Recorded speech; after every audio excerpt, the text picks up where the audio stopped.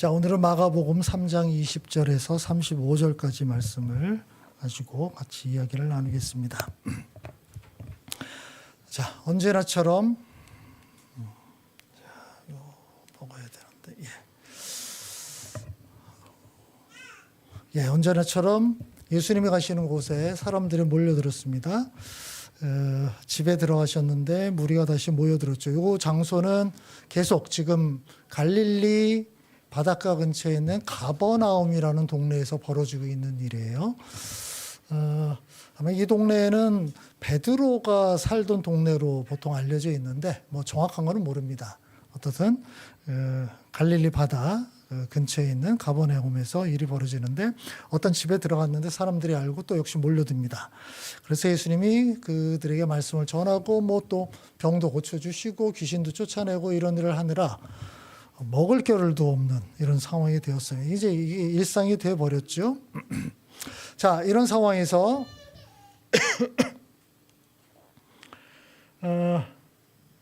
문제가 발생합니다.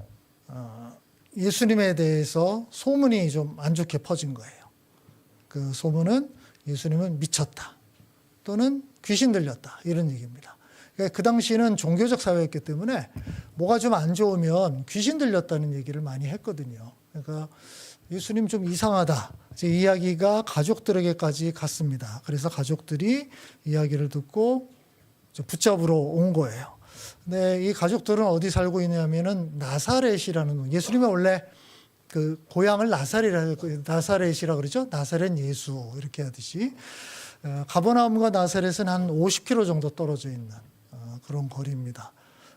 이게 50km인데 거기에 예수님의 가족들이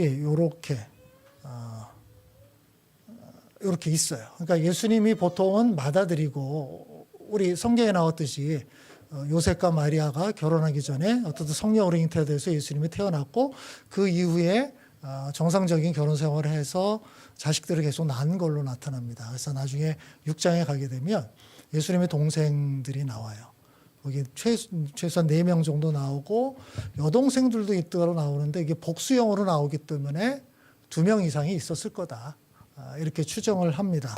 물론 지금 카톨릭에서는 이거를 예수님의 형제라고 생각 안 하는 경향이 있습니다. 예수님의 형제라고 해도 배다른 형제 또는 사촌이다라고 주장합니다. 왜 그러냐면 마리아가 죽을 때까지 처녀였다라고 생각을 하기 때문에. 이거는 별로 썩 근거가 없어요. 조금 추론에 의한 결론이라고 보면 되는데 성경에서 그 증거를 찾기는 그렇게 만만치 않습니다. 그래서 우리는 뭐 예수님만 그렇게 태어나면 되지 다른 자식들도 그래야 될 이유는 전혀 없는 거예요. 그래서 뭐 이렇게 됐죠. 그래서 예수님이 이미 이제 유명 인사가 되었으니까 가족들에게도 그 소식이 알려졌습니다. 근데 여러분 잘 생각해 보세요. 가족들이 받았을 느낌. 30년 동안 이쯤 예수님의 나이가 한 30살쯤 된 걸로 알려져 있는데 30년 동안 가족과 함께 지냈잖아요. 그러니까 아버지가 목수였기 때문에 예수님도 목수. 성경에 그렇게 또 나옵니다. 목수로 알려져 있어요. 근데 목수는, 이 당시의 목수는 단순히 그 나무만 다루는 목수가 아니고 그야말로 모든 재료를 다 다루는 사람이라고 보면 돼요.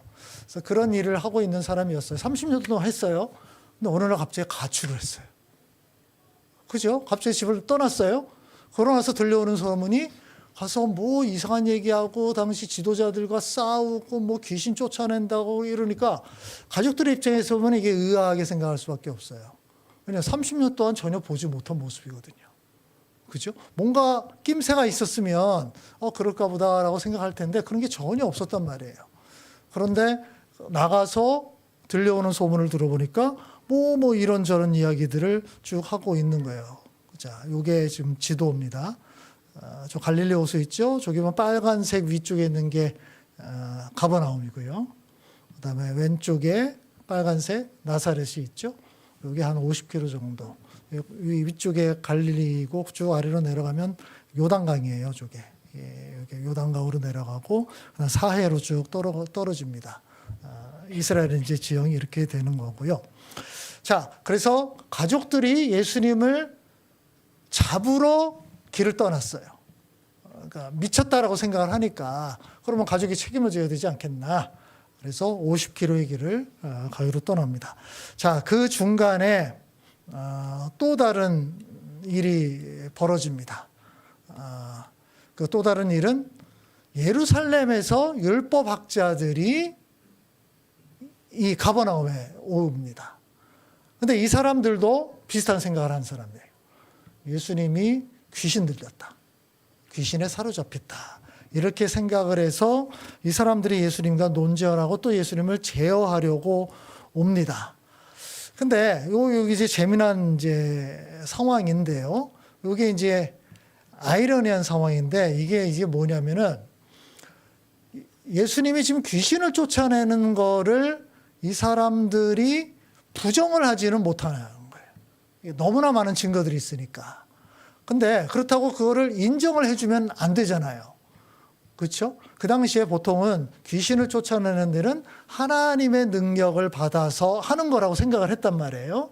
근데 예수님이 귀신을 쫓아내는 게 너무 분명해. 그러면 예수님을 하나님이나 하나님의 능력을 받은 사람을 인정해 줘야 되잖아요. 그럼 어떻게 됩니까? 자기들이 그 밑에 굴복해야 된다고요. 그러니까 이 과정을 받아들일 수가 없어. 그래서 개발해낸 논리가 뭐냐면 귀신 두목의 힘을 빌려서 다른 귀신 쪼무레기들을 쫓아내는 거 아니냐. 그들을 벌 주는 게 아니냐. 이 논리를 주장하게 되는 거예요. 그러니까 여기에서 우리가 볼 수 있는 거는 이들도 예수님이 귀신을 쫓아내는 능력이 있다는 것을 인정했다라는 거예요. 인정한 거예요, 지금 이 상황에서는. 다른 말로 한다면 예수님을 가장 반대하는 사람들이 예수님의 능력을 인정한 겁니다. 이런 아이러니한 상황들이 계속 벌어집니다. 나중에 예수님께서 십자가에 달려 죽은 다음에 무덤에 있을 때에도 그 예수님이 부활하잖아요. 돌문이 열리고 그때 이상한 소문을 내는 사람들이 누구예요? 로마 군인들과 그 당시 예수님을 죽였던 제사장들 무리였거든요. 그러니까 그들도 예수가 부활한다는 소문을 알고 있었고 실제로 무덤에서 예수님이 사라져 버렸으니까 그거를 거짓말을 지어낸 거예요. 근데 이걸 거꾸로 생각하면 그들도 이 사건을 인정할 수밖에 없었다는 거예요. 그걸 인정할 수밖에 없는데 공개적으로 인정하면 안 되니까 이상한 논리를 개발한 겁니다. 제자들이 예수님의 시체를 훔쳐갔다. 그러면 제자들을 잡아서 뭔가 신문을 하거나 해야 되잖아요. 근데 그런 일은 하나도 안 일어나. 이상하잖아요. 앞뒤가 안 맞는 거예요. 거기서도 확인되는 거는 심지어 예수님을 적대하는 사람들도 예수님의 존재를 이미 인정하고 들어간다는 겁니다. 복음서에는 그런 이야기들이 굉장히 많아요. 자, 이런 이야기를 듣고 예수님께서 이제 답변을 해 주십니다. 자, 같이 읽읍시다. 그래서 예수께서 그들을 불러놓고 비유로 그들에게 말씀하셨다. 사탄이 어떻게 사탄을 쫓아낼 수 있느냐? 한 나라가 갈라져서 서로 싸우면 그 나라는 버틸 수 없다. 또 한 가정이 갈라져서 싸우면 그 가정은 버티지 못할 것이다. 사탄이 스스로에게 반란을 일으켜서 갈라지면 버틸 수 없고 끝장이 난다. 예, 이거는 뭔 얘기죠? 너희들의 주장이 너무 비논리적이다. 그 얘기를 하고 있는 거예요. 자, 그냥 생각을 해보자.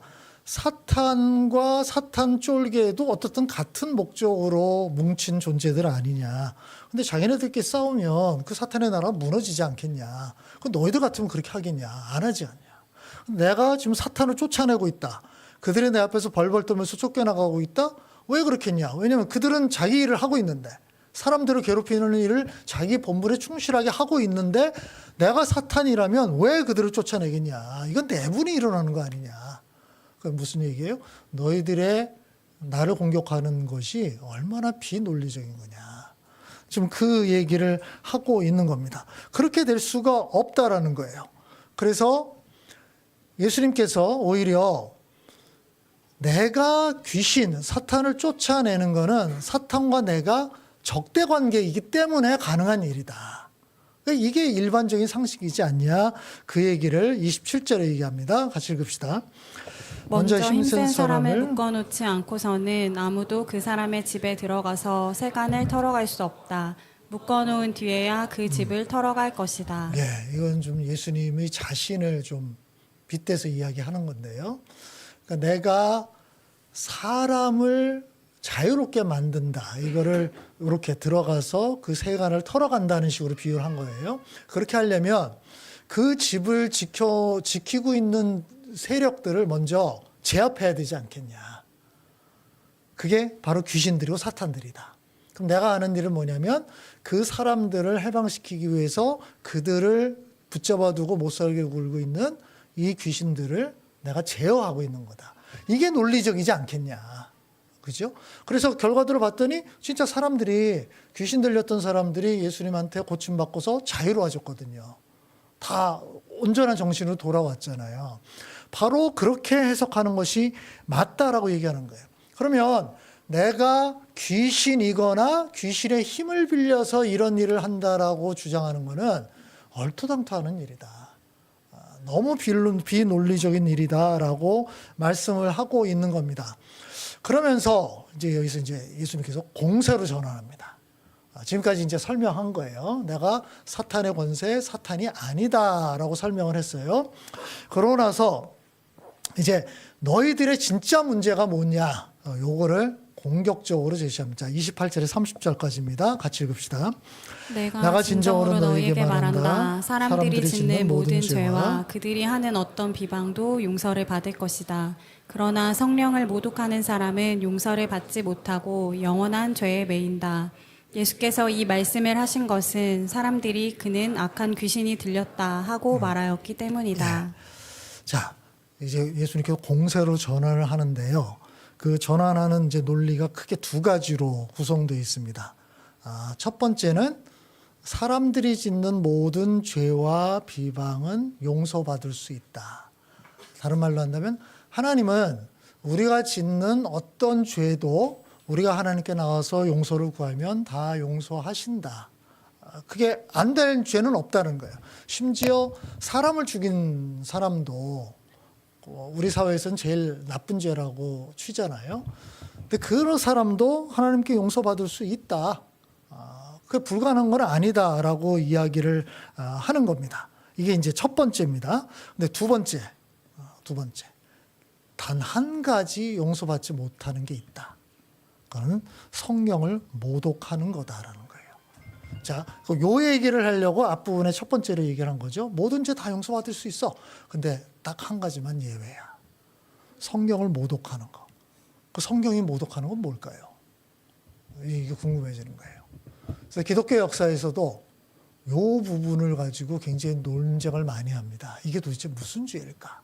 성경을 모독하는 건 뭘까? 또는 옛날 성경에 보면 성경을 회방하는 거 이렇게 표현이 나오죠. 그런 거. 이게 도대체 뭘까?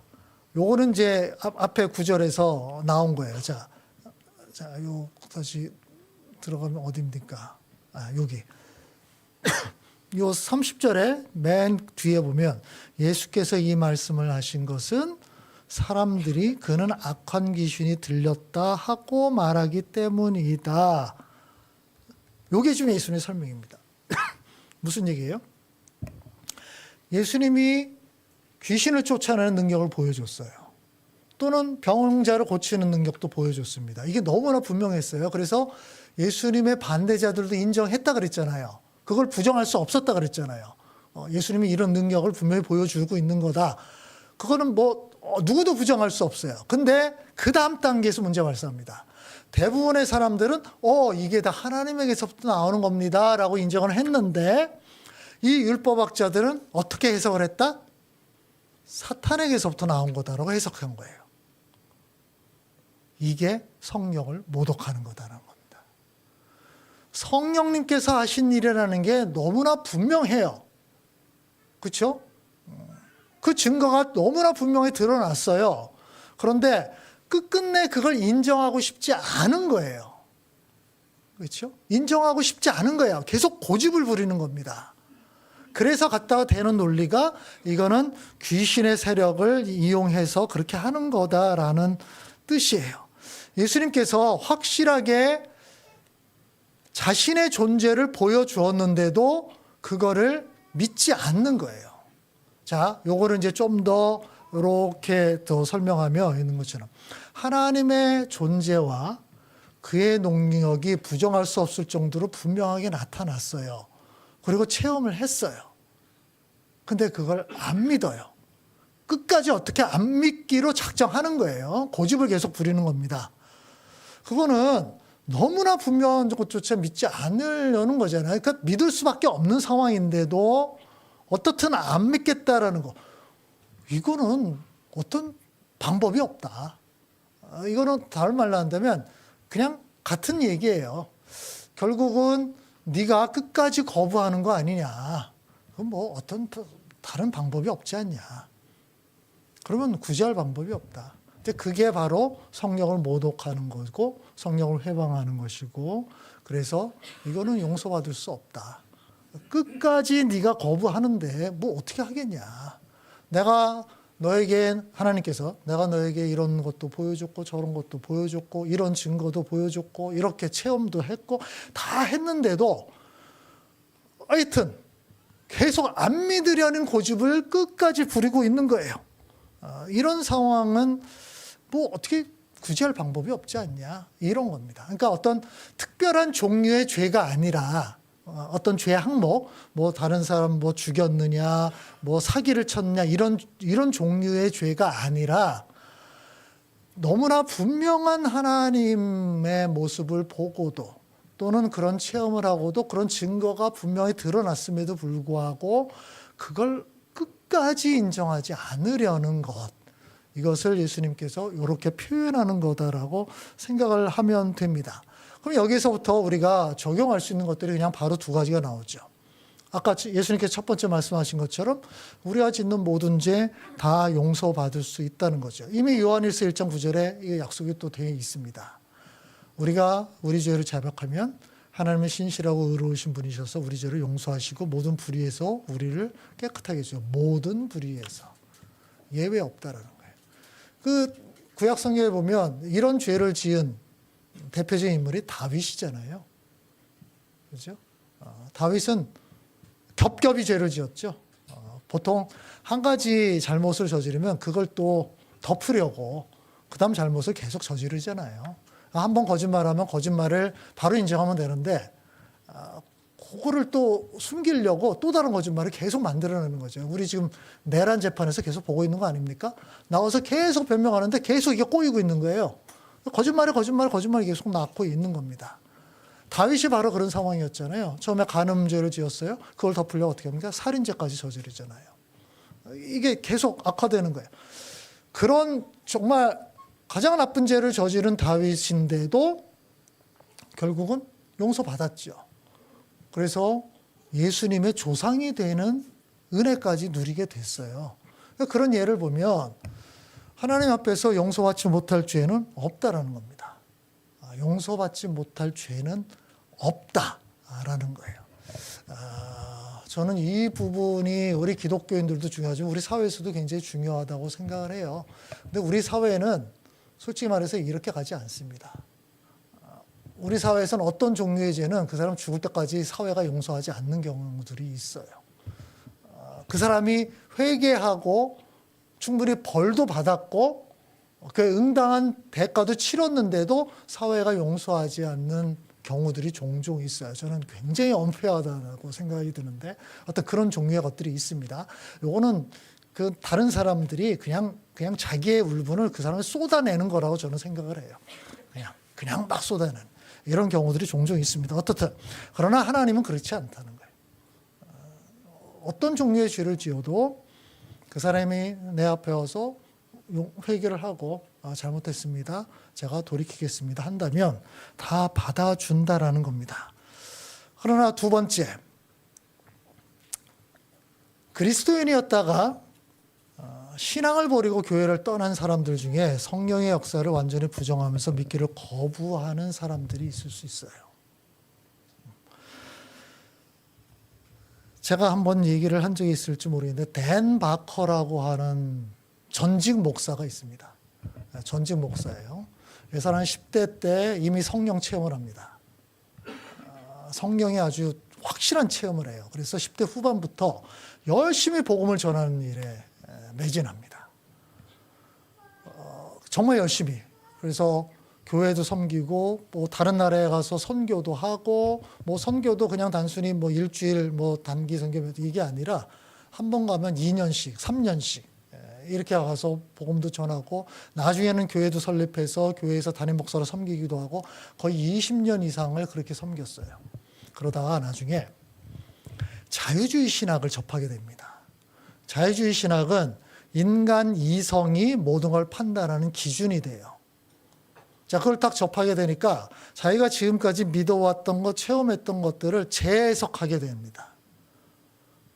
하나님이 살아계시다는 거 내가 그냥 맹목적으로 믿어온 거 아닌가? 예수님이 십자가에 달려 죽었는데 그것 때문에 내가 죄로 용서받았어? 이게 논리적으로 말이 돼? 예수님이 죽었는데 왜 내가? 자, 이 과거에 믿어왔던 그 모든 것들을 다 새롭게 이제 한 거예요. 성경에서 예수님께서 귀신을 쫓아내고 병자를 고쳤다 그래. 2000년 전에 일어났던 일이 기록된데 내가 그걸 어떻게 믿을 수 있어? 그렇죠? 2000년 전의 기록이잖아요. 이게 사실 여부를 내가 어떻게 알 수 있어? 이건 믿을 수 없는 거야. 내가 너무 무지하게 믿었네. 이런 생각이 다 든 겁니다. 그럼 또 하나 해결해야 될 건 뭡니까? 성령 체험한 거 있잖아요. 그죠? 성령 체험한 거, 이거는 어떻게 해석할 겁니까? 이거는 단순한 종교 현상으로 해석할 수 있어요. 그런 일들이 기독교만 있는 건 아니거든요. 다른 종교에도 그와 유사한 어떤 신적 체험 경험들이 있거든요. 근데 그거를 그 이성을 중심으로 한 신학자들이나 일반 사회에서는 어떻게 해석합니까? 심리적 작용으로 해석합니다. 그죠? 외부에 의한 작용이 아니라 내부의 어떤 심리적 작용에 의해서 그냥 만들어낸 거야. 그렇게 되는 거예요. 가끔 이렇게 약간 정신이 혼미해지면 환상 같은 거 보는 경우도 있고, 뭐 비몽사몽간에 현실인지 꿈인지 생시인지 헷갈릴 때가 있잖아요. 멀쩡한 사람들도 가끔 그럴 때가 있거든요. 그러니까 그렇게 해석을 한다면 또 충분히 그렇게 해석이 돼요. 그러니까 자기가 20여 년 전에 체험했던 성령 체험, 그때는 너무나 분명한 성령 체험이라고 생각을 했는데 지금 지내고 한참 시간이 지났잖아요. 생각해 보니까 그거는 그냥 그때 어떤 분위기 속에 휩쓸려서 내가 심리적으로 뭐 이렇게 했는가 보다. 그렇게 설명해도 가능하잖아요. 그렇죠? 그렇게 생각한 거예요. 그래서 어느 순간 이제 목사라는 타이틀을 딱 내려놓습니다. 나 이제 더 이상 목사가 안 합니다. 내려놔요. 교회 다 사임하고요. 난리가 났습니다. 이 사람이 20년 동안 너무 열정적인 복음 전도자였고 또 그 모습들이 여러 곳에 다 알려졌기 때문에 주변에서 난리가 났어요. 이게 도대체 무슨 일이지? 그렇지 않겠습니까? 그래서 이 사람이 이제 그건 뭐 이렇게 설명 봐야 하다가 아니야. 나중에 그 자기의 중요한 사람들에 다 편지를 써서 다 보냅니다. 자기의 심경의 변화에 대해서. 더 이상 이제 묻지 말라는 거예요. 나는 이제 완전히 전향했다. 그래서 어떻게 전향해요? 무신론자로 전향합니다. 확실한 무신론자가 돼요. 그 다음에 이제 어떤 일을 하기 시작하냐면 무신론을 전파하는 전도사로 변신합니다. 굉장히 열정적으로, 정말 열정적으로 무신론을 전파해요. 20여 년 동안은 예수 그리스도를 전파하는 사람이었어요. 그 이후에는 하나님 그런 거 다 거짓말이야. 예수님 그런 거 없어. 전부 가짜야. 이걸 전파하는 적극적인 전도자가 되어 이렇게 두꺼운 책을 씁니다. 본인의 경험을 살려서. 목사로서 오랜 세월 지내왔잖아요. 그러니까 기독교의 핵심 진리를 너무 잘 알아요. 그러니까 그거를 무신론 관점에서 다 해부하는 책을 씁니다. 굉장히 열정적인 복음 전도가 아닌 무신론 전도자가 된 거예요. 전 세계에 손꼽히는 사람이 되어버린 거예요. 제가 무신론자들의 책을 뭐 여러 권 봤는데 이 사람이 쓴 책이 논리가 가장 탄탄해요. 내부자였잖아요. 그죠? 도킨스, 이건 좀 허접합니다. 그 논리는 허접해요. 그거는 그냥 선동가예요, 선동가. 논리는 굉장히 허접한 거예요. 덴바커의 책은 그렇게 허접하지 않아요. 이거 쉽지 않은데. 신학적으로도 굉장히 탄탄하고요. 또 자유주의 신학계의 그 기반이 또 있기 때문에. 혹시 거기에 구미가 당기시는 분들, 덴바커의 아마 책 제목이 신은 없다이지 않을까 싶은데요. 너무 직설적이죠. 전직 목사. 저는 그 책을 보면서 성령을 모독한다, 회방한다는 게 이런 경우가 아닐까라는 생각이 들어요. 그가 그 20여 년 동안 체험했던 것, 하나님께서 보여주셨던 것들, 그를 통해서 다른 사람들 속에서 일어났던 여러 가지 일들 분명히 엄청나게 많이 있었을 거거든요. 그걸 본인이 다 봤을 거예요. 체험도 했을 거고. 근데 어느 순간에 그 모든 것들을 다 부정합니다. 아니다. 거짓말이다. 그렇게 돌이켰어요. 어떻게 할 거냔 말이죠.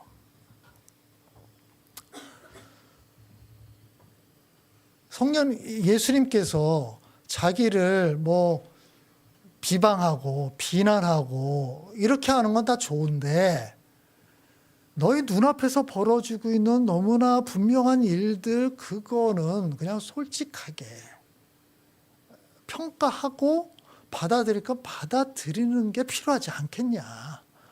왜 너의 어떤 이권, 너의 그 작은 자아 또는 혹시 이성, 논리성 왜 그걸 중심으로 자꾸 밀어내려고 그러느냐. 네가 얼마나 작은 존재인데 그렇게 끝까지 가면 이건 구제할 방법이 없다라는 거예요. 좀 겸손하자. 쉽게 얘기한다면 겸손하자는 얘기가 똑같습니다. 겸손하자. 네가 그렇게 똑똑하지 않아. 너의 이성이 그렇게 냉철한 이성은 아니야. 그럼 좀 겸손해야 되지 않냐. 알면 얼마나 안다고. 지혜로우면 얼마나 지혜롭다고. 그런 말씀을 지금 하고 계시는 겁니다. 다시 또 돌아갑니다. 자, 우리 20절에 어떻게 출발했죠? 예수님이 귀신 열렸다는 소문을 듣고 예수님의 가족이 예수님을 잡으러 출발했다 그랬죠. 그러고 나서 출발한 걸로 나오고 지금 율법학자들과의 에피소드가 중간에 끼어들었습니다. 그렇죠? 이제 출발했던 가족들이 가버나움에 도착합니다. 이제 도착한 거예요. 자, 31절 같이 읽읍시다. 그때 예수의 어머니와 동생들이 찾아와 바깥에 서서 사람을 들여보내어 예수를 불렀다. 무리가 예수의 주위에 둘러앉아 있다가 그에게 말하였다. 보십시오. 선생님의 어머니와 동생들과 누이들이 바깥에서 선생님을 찾고 있습니다. 예, 드디어 예수님께서 계신 집에 도착한 거예요. 그런데 사람들이 워낙 많으니까 어떻게 들어가지 못하고 사람들에게 이제 전한 거죠. 이 가족들이 도착했다고. 그러니까 그 사람들은 가족들이 왔다는데 예수님 어머니가 왔다는데 열심히 빨리 전했겠죠. 그래서 선생님의 어머니와 동생들과 누이들이 바깥에서 여기 선생님은 우리에게 얘기하는 주님과 같은 표현입니다. 주, 로드 그렇게 표현을 하는 거예요. 찾고 있다라고 얘기를 한 거예요. 그래서 이 사람들도 가족이 왔으니까 여기는 우선권이 있다고 생각을 했겠죠. 그래서 예수님의 말씀을 끊고 이 소식을 전해줬습니다. 예수님께서 이 말을 듣고 어떻게 반응합니까? 같이 읽읍시다. 예수께서 그들에게 대답하셨다. 누가 내 어머니이며 내 형제들이냐? 그리고 주위에 둘러앉은 사람들을 둘러보시고 말씀하셨다. 보아라, 내 어머니와 내 형제 자매들이다. 누구든지 하나님의 뜻을 행하는 사람이 곧 내 형제요 자매요 어머니다. 네, 자 가족이 왔다는 소식을 들었어요. 예수님의 대답 이거 잘 보세요. 누가 내 어머니며 내 형제들이냐. 반문하는 거예요. 사람들한테. 누가 내 어머니인데? 누가 내 형제들인데? 이거는 무슨 뉘앙스일까요? 내 어머니와 형제들 아니야. 이런 뉘앙스인 거죠. 그러니까 아마 예수님의 가족을 모르는 사람이 이 말을 들었으면 어떤 느낌을 들었을까요? 누군가 예수님의 가족을 지금 사칭하고 있다. 이렇게 생각할 수 있죠. 왜냐면 가족이 왔습니다 했더니 예수님 누가 내 어머니 가족인데? 다른 말로는 아니야 또는 나는 없어 이런 표현이란 말이에요. 그러니까 누군가가 지금 예수님 유명세를 좀 이용하려고 왔는가 보다 이렇게 생각을 할 수도 있는 거예요. 아니면은 혹시 다른 사람들은 예수님 진짜 가족이 왔는데 그 말을 아직 안 믿는 건가? 이렇게 생각을 할 수도 있는 거예요. 아니면 정말 가족인 걸 아는 사람들, 그리고 예수님이 가족을 분명히 봤다라는 거 생각하는 사람들은 어떻게 볼 수 있을까요? 맞구나. 예수님 미쳤어. 그죠? 그걸 아는 사람이면 어머니와 동생들 얼마 전까지 같이 있었던 사람이잖아요. 빤히 보면서도 아닌데? 내 어머니 아니고 내 동생들 아닌데? 이거 완전 미친 거죠. 그죠? 이거 정신 나간 거잖아요. 율법학자들 주장이 딱 맞는 거네. 이렇게 생각할 수밖에 없는 거예요. 예수님 지금 반응이 그런 반응이라는 거예요. 누가 내 어머니고 내 형제들이냐. 이렇게 말씀하신 거예요. 그러고 나서 주변 사람들을 둘러보면서 여기 있는 사람들이 바로 내 어머니고 내 형제들이다. 여기 있는 사람들. 아니거든요. 여기는 어머니도 아니고 형제들도 아닌데 이 사람들이 다 어머니고 내 형제들이래요. 예수님은 굉장히 의외의 대답을 하신 거죠. 그 의도가 도대체 뭐냐는 거예요. 예수님이 이렇게 의외의 대답을 하신 이유는 도대체 뭐냐는 거예요. 이거는 예수님께서 이게 지금 순발력을 발휘하셨다고 저는 보는데 이게 지금 중요한 진리를 가르칠 기회다. 이렇게 보신 겁니다. 그래서 이거 이제 첫 번째는 첫 번째 얘기는 뭐냐면 예수님을 하나님으로 인정하지 않고 예수님이 하시는 일을 방해한다면 설령 혈연 가족이라도 예수님과 전혀 관계가 없다. 지금 그 뉘앙스가 들어가 있는 겁니다. 예수님이 어머니고 형제라는 걸 모를 일은 없어요. 근데 지금 예수님께서 일을 하고 있잖아요. 말씀을 전하고 있고 병적으로 여러 가지 일을 하고 있는데 지금 끊고 있잖아요. 그리고 예수님 귀신 들렸으니까 우리 데려갈래. 지금 방해하고 있는 거잖아요. 왜 방해하는데 심지어 어머니와 형제들이라도 하나님의 일을 방해한다면 나와 상관없어. 이런 거는 큰 의미가 없어. 그 얘기를 하고 있는 거예요. 그래서 예수님이 가족들의 행동을 통해서 자신이 정말로 중요하게 생각하는 것이 무엇인지를 좀 보여주고 있는 겁니다. 두 번째, 한 걸음 더 나갑니다.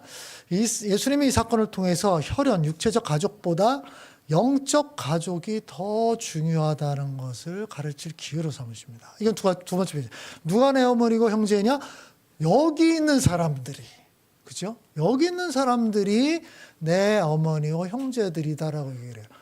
아니죠. 이 사람들은 피가 섞인 사람들이 아니에요. 그 수많은 사람들이. 근데 그들을 예수님의 형제라고 얘기를 합니다. 우리가 이거를 뭐라고 표현합니까? 영적인 가족이라고 표현하는 거죠. 지금 예수님의 육신의 가족이 왔어요. 근데 예수님은 그것보다 지금 영적인 가족이 더 중요해라고 이야기를 하고 있는 거예요. 자, 뒤에 설명했죠. 이 땅에서 혈연 가족은 가장 중요한 관계가 분명합니다. 맞죠? 근데 우리는 이 땅에서의 삶을 넘어서 천국에서 영원한 삶을 살게 될 거예요. 그런 관점에서 볼 때 유한한 가족 관계보다 하나님을 아버지로 모신 영원한 영적 가족이 훨씬 중요하고 의미가 있습니다. 예수님께서 천국의 모습을 설명하실 때 어떻게 얘기하냐면 천국에는 결혼하고 시집가고 장가가고 이런 일은 없다.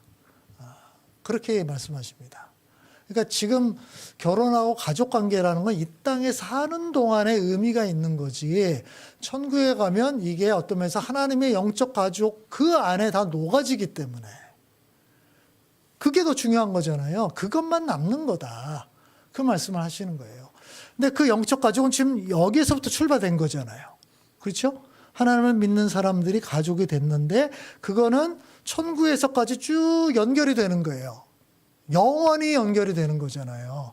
근데 육신의 가족은 죽음으로 끝납니다. 이런 산소도 가고 뭐도 가고 이렇게 하지만 그거는 그냥 지금 살아있는 사람들이 뭔가 의미를 찾으려고 하는 거예요. 그거는 성경적 관점에서 보면 별 의미 없어요. 그분들이 볼 때도 의미가 없다고 저는 생각을 해요. 그건 의미 없는 거예요. 그냥 살아있는 사람들이 의미를 찾으려고 만들어낸 것에 불과한 거예요. 예수님의 말씀에 의하면은 그건 아니에요. 훨씬 더 중요한 거는 영적인 가족이다라고 얘기를 하는 거예요. 그러면 세 번째, 영적인 가족은 뭐냐? 아까 말씀이죠. 하나님의 뜻을 행하는 그런 사람들, 이 사람들이 영적인 가족이라는 거예요. 계약도 아니고 뭐 돈으로 주고 살 수 있는 것도 아니에요. 민족적 정체성을 따르는 것도 아니에요. 그냥 한 가지 조건만입니다. 하나님의 말씀을 듣고 믿고 순종하는 것. 그 사람들이 하나님의 가족이 되고 영적인 가족이 된 거죠. 자, 예수님께서는 지금 이 상황을 아주 좋은 말씀을 전할 기회로 삼은 거예요. 그런데 여기서 이제 여러분 또 오해하시면 안 됩니다. 제가 늘 강조하는 거 균형을 잡자.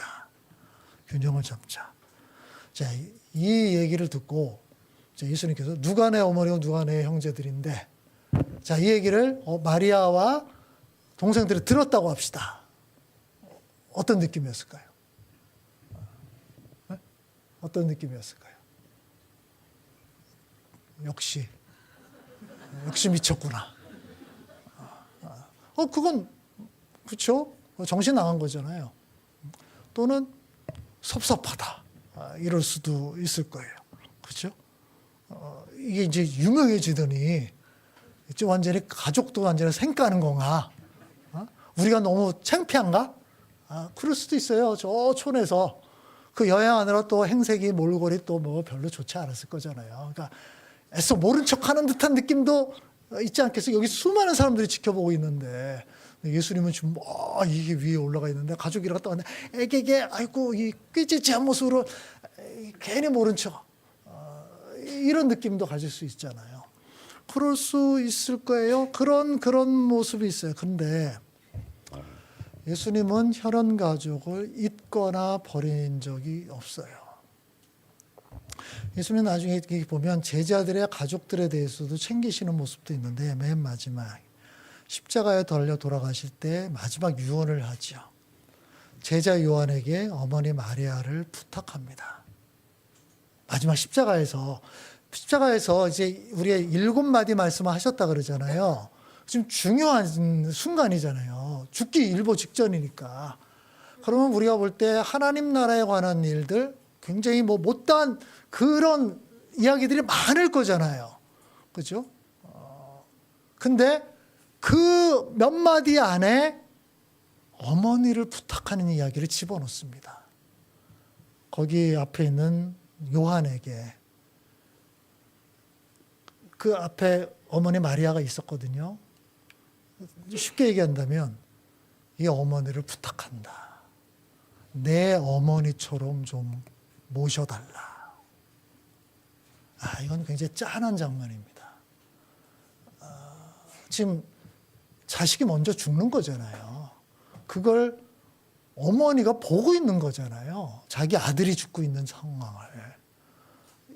굉장히 이 세상에서 가장 비극적인 장면이라고 볼 수 있는 거예요. 그런 상황 속에서 춤이 넘어가기 직전에 예수님의 머릿속에는 어머니가 있었던 거예요. 이제 연로한 어머니죠. 내가 어떤 면에서는 요 몇 년 동안 아들 역할을 못했는데 이제 나는 가야 되는 것이고 그건 제자들이 너희들이 좀 그 역할을 좀 대신 해달라. 요걸 좀 부탁하고 있는 겁니다. 그 중요한 얘기를 지금 막 해야 되는데 그죠?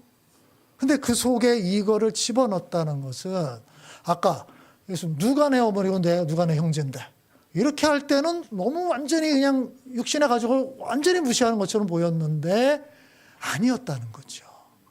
예수님의 마음속에도 육신의 가족을 생각하는 마음이 깊이 자리 잡고 있었던 거예요. 그래서 마지막까지도 그렇게 이제 유언을 하고 떠난 거죠. 그러나 그럼에도 불구하고 예수님에게서 더 중요한 거는 뭡니까? 영적 가족인 겁니다. 왜요? 예수님은 새로운 가족과 공동체를 만들기 위해 온 거잖아요. 그래서 우리가 하나님을 믿으면 하나님의 자녀가 됩니다. 하나님의 자녀가 됐다는 건 하나님의 아버지이고 우리가 그 밑으로 들어간 거잖아요. 딱 들어갔더니 다른 입양된 가족들이 우글우글한 거야. 이미 막 복잡복잡해 다 있는 거야. 난 나 혼자라고 생각을 했는데 아닌 거예요. 그냥 내가 몇 번째인지도 몰라. 입양돼서 들어갔더니 그냥 뭐 여러 명이 있는 거예요. 그게 교회인 거예요. 그죠? 하나님의 아버지이시고 우리가 모두 하나님의 아버지로 모신 가족이 된 거거든요. 그래서 하나님께서 우리는 너희는 이제 가족이다. 이렇게 얘기를 하고 있는 거죠. 예수님이 바로 이 목적을 가지고 왔기 때문에 예수님께서 말씀하신 대로 육신의 가족 역시 중요하긴 한데 이제 너희는 영적 가족의 일원이 됐으니까 육신의 가족을 돌보고 이런 것도 중요하지만 이것도 중요한 거다라고 얘기를 하는 거예요. 자, 그러면 우리 적용하는 것 다 쉽게 나옵니다. 우리가 육신에 살 동안 혈연 가족을 사랑하고 잘 보호할 책임이 있는 건 분명합니다. 그렇죠? 예수님도 그렇게 하지 않았잖아요. 종종 이단 중에 이런 이단들이 있죠. 다 버리고 떠나라. 예전에 신천지도 이것 때문에 문제가 많이 발생했는데 여러 이단들이 이렇게 합니다. 영적 가족이 가장 중요하다. 근데 거기에서 영적 가족의 아버지가 대개 하나님이 아니라 교주가 되는 경향들이 있어요. 그죠? 교주가 아버지인 것처럼. 이런 경향이 있고, 그러니까 너희들이 이제 그 가족이 됐으니까 자, 집 떠나라고. 그러면 이제 재산도 다 바치고. 이렇게 되는 거예요. 그래서 가출한 청년들이 엄청 많았다고 얘기를 하는 거잖아요. 이건 아니다라는 거예요. 이거는 일반적인 경우에 기독교는 그렇게 가르치지 않습니다. 그런 면에서 우리는 우리의 육신의 가족을 우리가 사는 동안 최선을 다해서 돌보고 또 사랑하고 그럴 책임은 분명히 있다라는 거예요. 그러나 두 번째죠. 거기에만 머무르는 것이 또 하나님의 뜻은 아닙니다. 이게 잘못하면 가족주의, 가족 배타주의로 가게 됩니다. 그건 또 하나님의 뜻을 정면으로 거슬리는 거잖아요. 가족이 중요하긴 해요. 근데 그것만 중요한 건 아니에요. 그게 전부는 아니다라는 거예요. 많은 사회학자들이 현대인의 삶의 아주 중요한 특징 중에 하나가 이런 거, 가족주의 또는 또 21세기 들어면 핵가족주의. 예전에는 좀 대가족 요 단위로 많이 움직였는데 지금은 이제 그렇게 안 하잖아요. 핵가족주의를 들고 있어요. 그래서 여러분 그 미국의 할리우드 영화 이렇게 보면 제가 전에도 얘기했듯이 거의 90%의 영화가 맨 마지막에 가족으로 끝납니다. 지구를 막 구한다고 막 난리 뭐 법석 막 떨었어요. 맨 마지막에는 우리 가족, 남는 건 가족이야. 이렇게 끝나요. 그렇지 않아요? 거의 대부분의 영화가 그래요. 뭐 이렇게 됐는데 이게 가족주의, 이게 할리우드의 문법입니다. 우리나라 사람도 이걸 그대로 가지고 와요. 그렇게 보는 거예요. 가족이 중요한 건 맞아요. 근데 가족이 전부는 아니에요. 때로는 가족보다 더 중요한 것이 있다라는 거죠. 그죠? 그래서 예수님께서도 요 말씀, 마가복음 10장에 요 말씀하신 적 있죠? 같이 읽읍시다. 예수께서 말씀하셨다. 내가 진정으로 너희에게 말한다. 나를 위하여 또 복음을 위하여 집이나 형제나 자매나 어머니나 아버지나 자녀나 논밭을 버린 사람은 지금 이 세상에서는 박해도 받겠지만 집과 형제와 자매와 어머니와 자녀와 논밭을 100배나 받을 것이고 오는 세상에서는 영원한 생명을 받을 것이다. 네. 예수님께서 이런 말씀하셨던 모든 사람들이 이렇게 얘기하라는 게 아니라 이런 상황이 있을 수 있고 이럴 때 또 이렇게 해야 되는 너의 삶 속에서 어떤 순간들이 있을 수 있다는 거예요. 아까 가족 우상주의라고 얘기할 때 가족 배타주의는 어떤 것도 가족을 건드리면 안 돼. 그건 아니라는 거예요. 지금 여기 있는 표현처럼 때로는 좀 미안하기도 하고 마음이 아프기도 하고 그렇지만 가족보다 더 위에 있는 가치를 위해서 이렇게 해야 될 때가 있다라는 거예요. 그죠? 예수님도 그렇게 했잖아요. 가족 맏아들로서 책임을 더 져야 되는데 집을 나온 거죠. 예수님의 제자들도 마찬가지잖아요. 예수님을 따라 집을 나왔잖아요. 그럴 때가 있다라는 거예요. 종종. 우리에게 분별력이 필요한 부분이기는 해요. 어떻게 해야 될 것인가. 그래서 균형이라는 게 중요한 거예요. 이걸 딱 부러지게 이거고 이렇게 하라는 얘기가 아니라 이쪽에 축이 있어요. 이쪽에도 축이 있어요. 둘 다 중요해요. 어떨 때 어느 쪽으로 잘 판단할지를 지혜롭게 결정하라는 거예요.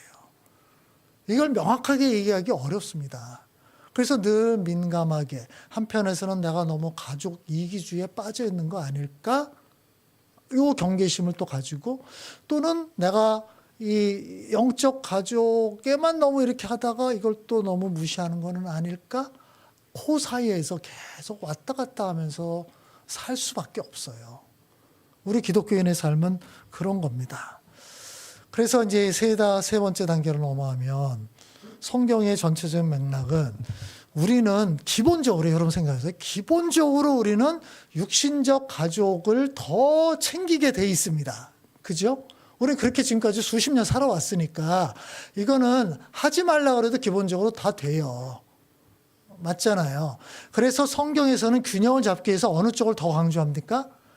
영적 가족을 더 책임지고 신경 쓰고 사랑하라는 얘기를 더 많이 강조하는 거예요. 균형을 위해서. 우리가 이쪽으로 쏠려 있으니까, 시소에서 이쪽으로 기울어져 있으니까 이쪽에 힘을 더 실어주는 거예요. 그래야 이렇게 균형이 잡히니까. 그 의도를 이해하셔야 됩니다. 성경에서 계속 그 얘기를 하고 있는 거예요. 이거는 이쪽을 버리라는 얘기가 아니라 균형을 잡기 위해서 이 얘기를 하는 거예요. 근데 우리 다 마찬가지예요. 우리는 일단 기본적으로 육신의 가족으로 더 쏠리는 마음이 다 있어요. 오케이. 그게 나쁜 건 아닙니다. 근데 밸런스를 잡아야 되는데 그러려면 영적인 가족을 더 챙기고 더 사랑하고 더 돌보기 위해서 의도적으로 애를 써야 되는 거예요. 의도적으로요. 그게 하나님께서 의도하셨던 뜻입니다. 여기에서 이 말씀 요한일서는 계속해서 사랑해라 이 얘기를 계속 하거든요. 근데 사랑하라는 이야기를 한다는 얘기는 무슨 뜻일까요? 이게 잘 안 된다는 뜻이잖아요. 제가 요거 적어놨습니까? 여기 없나요? 자, 사랑한다. 이거 보통 두 가지 의미가 있습니다. 여러분 세상에서 보통 한 가지 의미만 생각을 해요. 어떤 사랑에 빠진다고 할 때 사랑한다예요. 사랑에 빠지는 거. 갑자기 눈이 뿅 가는 거 있잖아요. 사랑에 빠졌다. 그죠? 이거는 누가 과학자는 호르몬 작용이다. 호르몬 작용. 호르몬이 뭐가 이상하게 분비가 되는 거다. 근데 걔가 이제 분비가 멈추면 사랑에 빠졌다가 제정신을 차리기도 한다. 이렇게 얘기를 하는 거거든요. 근데 요런 사랑에 빠지는 거는 억지로 되는 게 아니죠. 그래서 어떤 일이 벌어집니까? 짝사랑의 비극이 발생하는 거예요. 나는 사랑에 빠졌는데 저 사람은 나에 대한 사랑에 빠지지 않아. 그래서 내가 사랑을 구걸한다고 이 사람이 나도 너를 사랑하고 싶은데 그 마음이 안 생기네? 이러면 끝나는 거잖아요. 이건 어려운 거잖아요. 그렇죠? 이 참 세상의 모든 소설과 영화의 이 모든 소재는 다 여기서부터 나오는 거예요. 억지로 생겨나지 않는 사랑. 사람들은 보통 사랑 얘기할 때 이렇게만 생각합니다. 사랑에 빠지는 거. 저절로 생겨나는 거. 그냥 하트 뿅뿅 막 나오는 어떤 것들만 생각을 하는 거예요. 근데 더 중요한 의미의 사랑은 이게 아니라 두 번째 의미입니다. 의지적 결단과 행동으로서의 사랑이에요. 자, 이거는 우리 일상에서 사용하고 성경에서도 오히려 이렇게 더 많이 얘기합니다. 자, 한번 보세요. 내가 사랑해야지. 이건 어떤 표현이죠? 의지의 표현이죠. 사랑에 빠졌으면 의지가 별로 동원 안 돼도 돼요. 그렇지 않아요? 근데 사랑해야지 의지가 동원된다는 것은 자연스럽게 있으면 그런 행동이 안 나온다는 뜻이에요. 또는 성경에서 뭐래요? 사랑해라라고 얘기하죠. 이건 명령이죠. 하라. 그거는 의지적으로 하지 않으면 안 하게 된다는 뜻이잖아요. 그렇죠? 안 하게 되는 거예요. 성경에서 말하는 너희가 서로 사랑해라. 이야기가 계속 나오는데 그거는 자연스럽게 안 될 수 있는 거다. 그러니까 너의 의지를 동원하라는 뜻이에요. 사랑, 굉장히 멋진 말인데 여기에서 우리가 첫 번째만 생각한다면 성경의 메시지를 다 오해하게 됩니다. 성경에서는 계속해요. 너희가 이제 가족이 됐지 않았니? 그러니까 사랑해라. 왜냐하면 자연스럽게 사랑의 감정이 나오지 않거든요. 여러분 옆에 있는 사람 갑자기 사랑 하트 눈이 뿅뿅뿅뿅 이렇게 터집니까? 아, 우리 같은 교회 안에 하나님의 가족이 됐네. 오, 이걸 보기만 해도 막 기분이 좋아져 그래요? 에이, 천만에요. 안 그렇잖아요. 근데 예수님께서 그걸 하시는 거예요. 그래서 뭐라 그럽니까? 근데 너희는 가족이 됐어. 이건 팩트야. 그러니까 가족은 사랑해야 돼. 그러니까 사랑해. 이렇게 얘기를 해요. 또 거기에다 저는 사랑의 마음이 생길 때까지 안 할래요. 저절로 생길 때까지 안 할래요. 그 얘기는 뭐예요? 난 하나님의 뜻대로 안 할래요라는 거예요. 그죠? 여러분 혈연 가족도 그렇게 사랑해요. 이게 부모님과 자식과는 좀 다르지만 여러분 형제들 정말 사랑해요? 막 가슴이 막 벅찰 정도 사랑합니까? 여러분 형제들? 안 그렇죠. 그죠? 그러니까 부모님이 뭐라 합니까? 야, 형제들끼리 좀 우애하고 사랑하고 좀 해라. 그죠? 일부러라도 억지로라도 하라라고 얘기를 하는 거잖아요. 하나님께서 우리들에게 말씀하시는 것도 그겁니다. 이거 자연스럽게 생겨나기도 하지만 잘 안 된다. 그러니까 너의 의지력을 동원해야 된다라는 거예요. 그렇게 동원해야 되는 것 중에 예를 든다면은 여기 좀 말씀이 있어야 되는데 이 말씀이 여기 빠졌나요? 빠졌네요. 예. 성경이 이렇게 얘기합니다. 골로새 3장 13절에 너희가 서로 용납하고 서로 용서해 주어라. 자, 이것도 명령형이에요. 그거는 자연스럽게 했으면 용납하기 싫고 용납할 마음이 안 생겨. 너무 기분이 나빠. 마음에 안 들어. 우리 지금 공동체 내에 있는 사람들이에요. 쟤는 왜 저래? 왜 저런 식으로 일을 해? 왜 저런 식으로 말을 해? 기분 나빠. 용납하고 싶지 않아. 한두 번도 아니야. 자꾸 그래. 그걸 알아서 용납해라. 좀 받아줘라. 이 얘기를 하고 있는 거예요. 그러니까 이게 자연스럽게 된다면 이런 명령을 줄 필요가 없잖아요. 너희가 서로 사랑해라. 안 되니까. 그렇게 얘기를 하는 거거든요. 요한일서 3장 17절 18절에는 또 이런 얘기를 합니다. 너희가 돈이 있는데 옆에 있는 형제자매들이 너무 궁핍해서 너무 경제적으로 힘들어서 지금 삶이 너무 힘들어지고 있다. 그거 모른 채 하면 안 되지 않냐. 도와줘야 되지 않냐. 그게 사랑한다는 거다라고 얘기하는 거예요. 사랑한다. 저는 이런 면에서 하나님이 부모님 같은 느낌이 든 거예요. 여러분 부모님이 자식들이 여러 명 있는데 그중에 누구는 경제적으로 윤택해. 근데 누구는 이게 잘 안 돼서 쪼들려고 살아요. 혹시 여러분 가족 그 형제들 중에 그런 부모님은 뭐라 그럽니까? 다들 뭐라 그러죠? 얘야 쟤 좀 생각해라. 쟤 좀 어떻게 좀 도와줘야 되지 않냐. 부모님은 얘가 잘 되는 자식보다 안 되는 자식 중에 마음이 막 가거든요. 이게 더 안쓰러워서. 그죠? 지금 하나님께서 우리에게 말씀하실 때 딱 그거예요. 너희 가운데 다 형제자매로 있는데 누군가는 경제적으로 괜찮고 누군가는 너무 쪼들려서 막 힘들어하고 있지 않냐? 네가 좀 도와줘야 되지 않냐? 그게 가족인 거 아니냐? 그게 바로 사랑한다는 거다라고 이야기를 하는 거예요. 사랑을 저절로 생겨난다고 생각하시면 안 됩니다. 사랑은 의지적으로 하는 행동이에요. 그래서 사랑을 동사라고 얘기하는 거예요. 내가 움직이는 거거든요. 하는 거거든요. 저 사람에게 뭐가 필요할까? 우린 가족인데. 하나님 나라의 영적인 가족이 됐는데. 내가 자연스럽게 나의 육신의 가족애가 더 쏠리는 마음이 있지만 그거를 조금 빼서 영적인 가족들을 돌보고 그들을 챙겨주고 그들을 용납해주고 용서하고 참아주고 이런 쪽으로 발휘를 해야 되지 않느냐라는 거예요.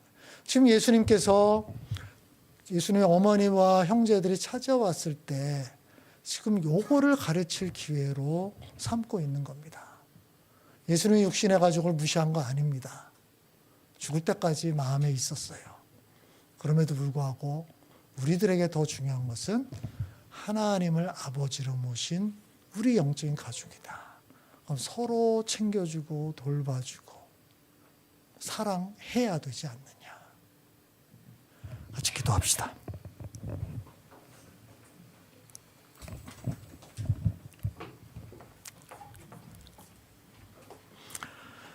우리는 균형을 잘 잡아야겠습니다. 물론 우리가 우리의 육신의 가족들 잘 챙기고 사랑하고 필요한 것들 또 제공해 줘야 될 겁니다. 이 책임을 또 우리는 잘 감당해야 될 겁니다. 그러나 그쪽에만 너무 몰입되어 있다면 우리의 삶이 주님께서 원하시는 그리스도인의 삶, 하나님의 자녀다운 삶이 되지는 못할 겁니다. 하나님께서 우리를 가족으로 삼아 주셨는데 그렇다면 우리 주변에 있는 우리 형제들, 자매들 사랑하기 위해서 노력을 해야 되겠습니다. 우리에게 그런 마음과 결단과 의지 이것이 작동해야 되겠습니다. 그런 마음이 더 풍성하게 생겨나기를 또 기도하면서 어떻게 하면 더 사랑할 수 있을지 생각하면서 하나님 앞에 나가서 함께 기도했으면 좋겠습니다. 기도합시다.